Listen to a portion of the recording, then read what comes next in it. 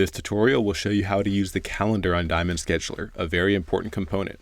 So here on the left side, we can go over and click Calendar. The calendar will show all of your time slots, games, and practices in Diamond Scheduler. Right now, we have 0. To create games, we need time slots, so let's go ahead and add some.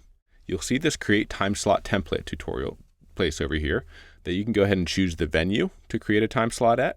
Right now, we'll choose Flutie. You can choose the time slot duration, how long should it last. You can choose the playing surface that you want these to be made at, including 2 at a time.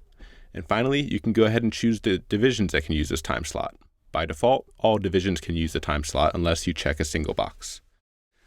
You can also set a time slot to only be able to be used for games or practices. Right now, we'll leave these open for both, and it's time to create. Once you're ready, you can go ahead and click a date. That will take you into the week view, and at that point, you can click a time. Clicking a time will create a time slot. There, we've just created our first one. You can hover over it to see the information about it.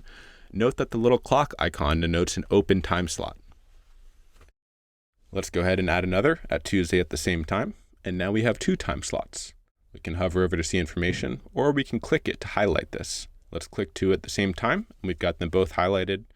You can click out on the calendar at any time to cancel out, or once they're highlighted, you have these actions on the left side. So we can copy these time slots until a selected date.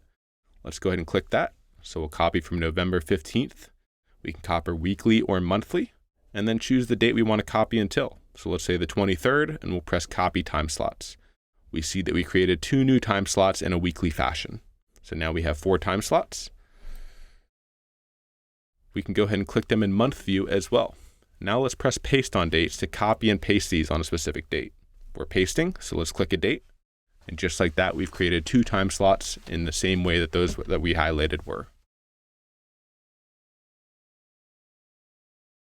We can use the Select All button to select all time slots in the season, or Select Visible to select just those available or in the current calendar view. We can also drag and highlight to select multiple time slots at once. Our filters allow us to filter everything by game, practices, open time slots, multi-division time slots. If I check open time slots or multi-division time slots, which these both are, they will hide. We can also uncheck divisions to filter them. We can check different playing surfaces. Since these are all at Majors Field, that will hide all of them.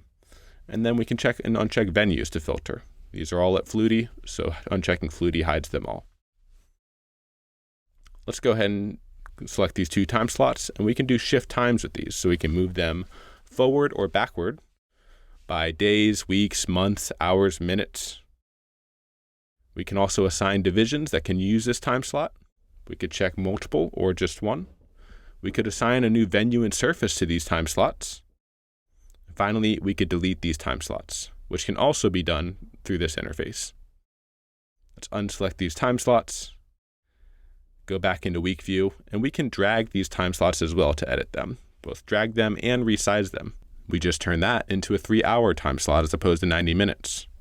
It's easy to use the Diamond Scheduler calendar to fill your schedule's exact time slot needs.